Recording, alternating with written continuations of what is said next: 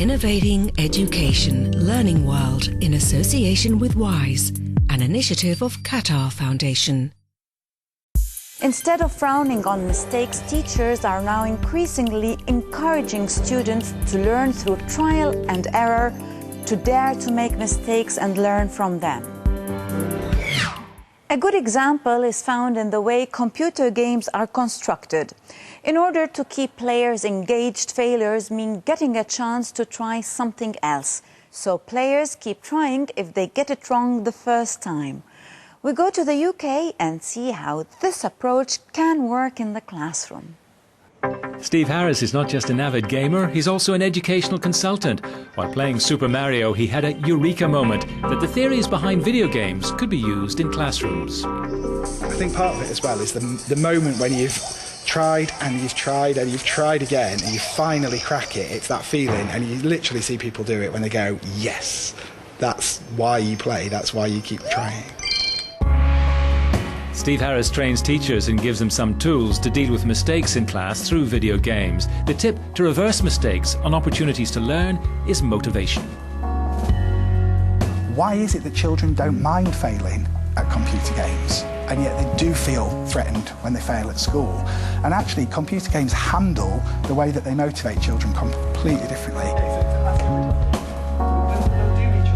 Computer games make failure a very low risk, it's a non-threatening event when you fail in a computer game. Often computer games just put you back, just to where you were before you failed, encourage you to have another crack at it, maybe even give you an achievement or a reward for demonstrating that sort of persistence. The difference between failure in the real world versus the virtual world is something teachers see in classrooms all the time. Kids often don't take risks because failure is public and often very embarrassing. Seeing that failure in a game is actually quite a private thing as well. Like, it's not like the rest of the kids in the class see their failure, that it's quite personal to them. So maybe making sure that I kind of address it to that child personally and privately. Another way that video games motivate children is by offering them the choice of levels between low, medium and hard. Another theory which can make its way into the classroom. If you set them and if you differentiate the work and give them the work they're going to do, you're automatically limiting what they can do. Whereas if you give them the choice of what challenge they like, it gives them a chance to surprise themselves and also surprise you, I think. And it's just about changing the culture, really, to say that we actively acknowledge that failure is part of learning. It's better to try and fail than to play it safe. And that's the sort of attitude which I think increasingly people are going to need to succeed, in education, but in the wider world as well. The challenge for teachers is to make sure their students can feel that failure in real life doesn't mean game over.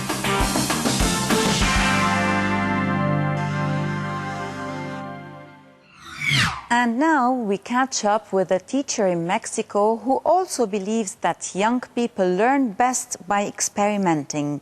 In this classroom, it's all about art, and they are learning languages through poetry. Let's see how that works out. In the Mexican city of Merida, there is a place where failing can be beautiful. At Habla Lab School, students learn languages not by taking tests, but through art. Round the white necks of the public, dogs. The traffic policemen wear black cotton gloves. Kurt Wooten, co-founder of Habla, is an outspoken advocate of risks and experimentation in education. Both in sort of feeling and tone, but also concrete changes they made, okay? In this classroom, students don't learn vocabulary and grammar lists by heart, but they engage in performances. Mistakes are never punished. They're seen as opportunities to learn. The way we live in the world is really about trying things out, experimenting, making some mistakes along the way, and then figuring out what we can learn from the mistakes to move forward. So that's really what we want to do here. We want an education environment that reflects how we really are as human beings in the world, not some fake education environment that is about taking pop quizzes. In life, we don't have pop quizzes, ever. So I don't want you to worry about Is it really good? Am I performing well? We're going to go back and work on it some more. Okay, so wherever you want to go. Imperfections are tolerated, but only as a necessary step to achieve success. All students exchange ideas, point out what's wrong or what can be improved. Here, constant achievement is not demanded.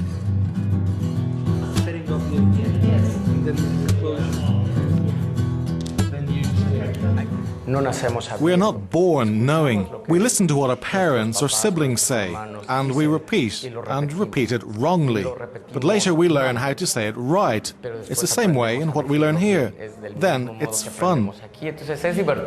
Here, these young students enhance their creativity writing haikus, an art form where there are no rules, but a world of possibilities. After trying out different combinations and discussing several drafts, they finally find the haiku that suits them best. It doesn't need to make complete sense, right? It can be a little fuzzy. So now it's time to write these creations into placards that will be placed all around the neighbourhood as messages to the community. Mistakes are part of the process, that we need them. Then it becomes fun, and it's great. The students appreciate their own work. They're willing to create. Arts experimentation is a constant at Havla, like in this stop-motion workshop, where draft after draft, mistake after mistake, these two young students develop a full movie to present to the community. Of course, even once we've left school, we can all learn from our mistakes. And even failures which seemed catastrophic at the time can have positive lessons to teach us. We go to Italy and find out how mistakes on the football field can teach valuable life lessons. It's Saturday afternoon in Bolzano. The Excelsior football team, bottom of their league with 0 points, is ready to face the Colle Escaro, who are 9th in the 3rd division. I remember a mistake that keeps on burning inside me over these 12 years of my soccer career, if you could call it a career. It was a match, 3-2 to us, there were 10 minutes to go. It was the game of my life, an easy ball to stop in the middle of the area. I completely missed it. It fell to an opponent, 3-3. Stefano's football club lost 247 matches and won only 1 in 13 years. The ball had not to be missed, but he missed it.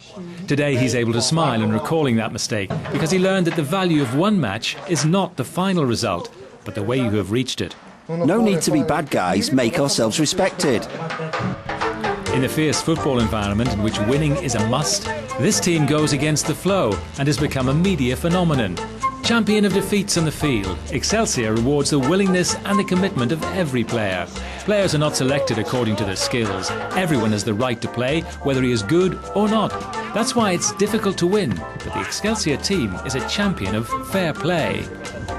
The important thing is to be able to respond with a clear conscience to the question, have I managed to give 100%, even 110% of what I could do, as the coach asked me.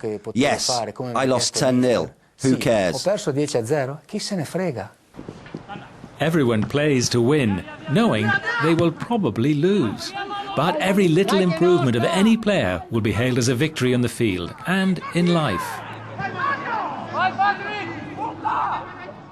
I think of a historical figure as our goalkeeper, Robbie.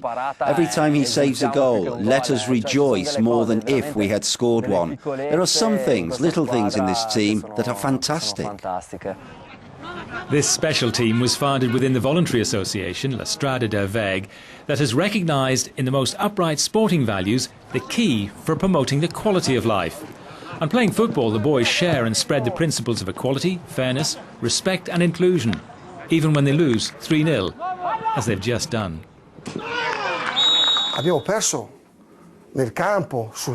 We lost on the pitch, but we're winners.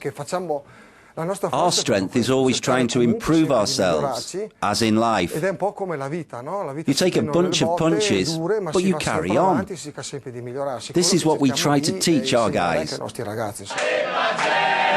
And in the dressing room they sing, players' ratings, players' ratings.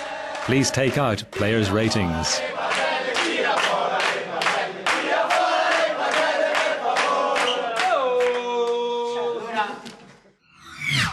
Well, that's all for this week, but catch up with us on our social media pages and let us know what you've learned from your mistakes. Goodbye for now from all the Learning World team. Learning World in association with WISE, an initiative of Qatar Foundation.